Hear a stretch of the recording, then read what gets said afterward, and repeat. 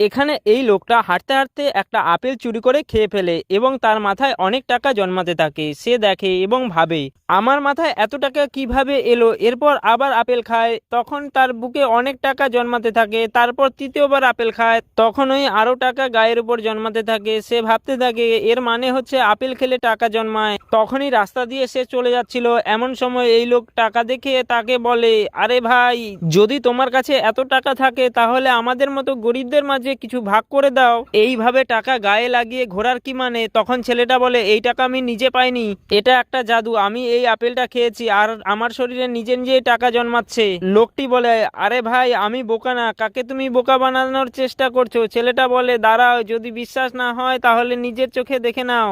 এই বলে যখনই সে আপেল খায় তখন তারা দুজনেই টাকা গায়ের উপর জন্মাতে দেখে অবাক হয়ে যায়। এরপর তারা দুজনেই 1 কেজি করে আপেল কিনে নেয়। শেষে এই লোকটা যখন আপেল খায় তখন তার মুখে অনেক টাকা জন্মাতে শুরু করে। আসলে এই লোকটা একটা স্বপ্ন দেখছিল।